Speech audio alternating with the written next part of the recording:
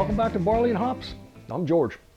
You know, Ray and I had a discussion recently. Oh, before I go there, please, if you get a chance, subscribe, leave comments below. Love them. It really makes us that much better. And of course, share us with your friends. Now, Ray and I had this conversation about transfers and old videos and things like that, and he recommended that we start doing some remakes of videos since we think we're getting a little bit better at it. So I wanted to do one on the use of vacuum in transfers.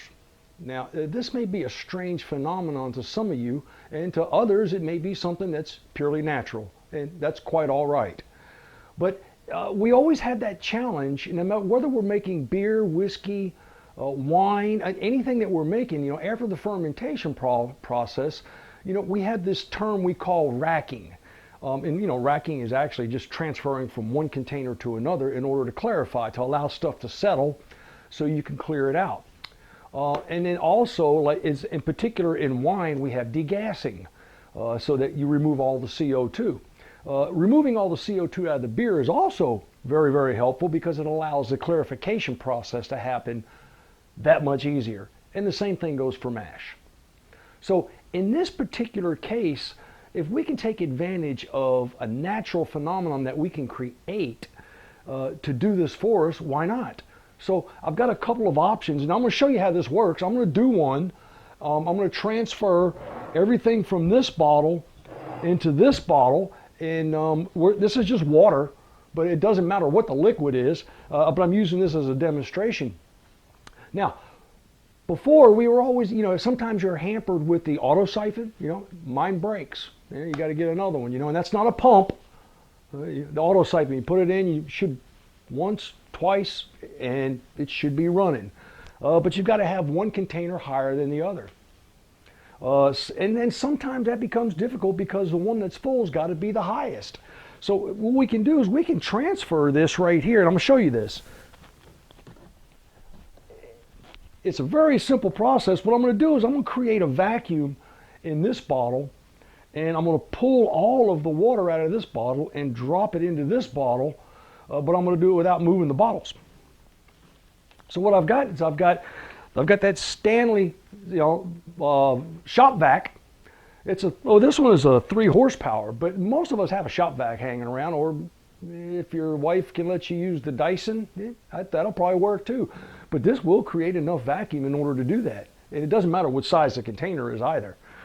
So I fashioned like a plug to go in the end of this, and I know you hobbyists can do that many, many different ways. I use some tape and an old rubber stopper that goes into a bottle, and I put a small petcock on the end of it. And then I did the same thing on this other rubber stopper that goes into the top of the bottle. So now what I've got is I've got one tube that winds up pointing down into the bottom of the bottle, and that's the one that I'm going to put into this liquid.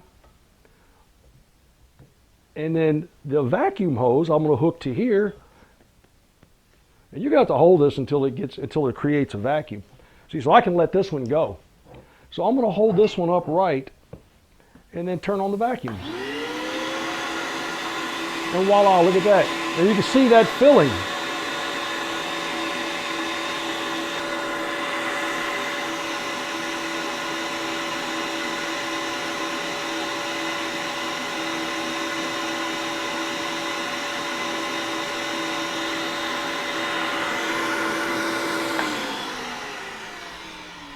So as you can see, this process doesn't take that long.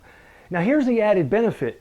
When you vacuum from one container to the other, what actually happens is not only do you have your atmospheric pressure pushing down and pushing it into here, but as you vacuum it into this container, then all that CO2 is released, and guess where it goes? It goes through the vacuum tube and it goes right out. So you're degassing at the same time while you're doing the transfer.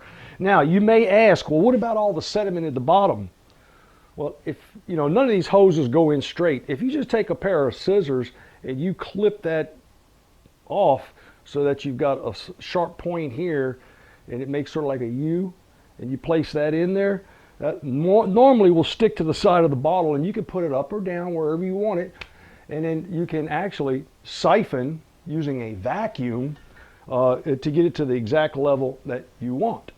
Now, what are some of our other options? Of course, we can go back to the other way of doing it, which is perfectly okay. The dipping routine, pouring is really, really problematic because it'll mix.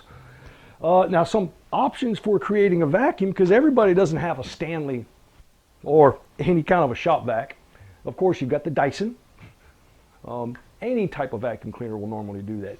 Other guys or gals that have your little trinkets laying around, I've got this air-operated vacuum pump, and I'll show that to you on screen close up. And what this is it works on the Venturi, and the Venturi principle, which is we're going to pump 60 to 90 psi of air into this valve, and it's going to go through a chamber that creates a vacuum out of either one of these two ports. And you can create enough vacuum. I've created about 27 inches of vacuum with 90 pounds per square inch of constant airflow. But then, and these are like probably $13. Everybody doesn't have an air compressor. One of your other options, or you can actually use a vacuum pump if you've got a vacuum pump handy, sitting around, or someone who's got one. I mean, these things are absolutely wonderful. They turn on, they just start sucking a vacuum. With this one, you can actually boil water at room temperature, and you can do it with that one as well.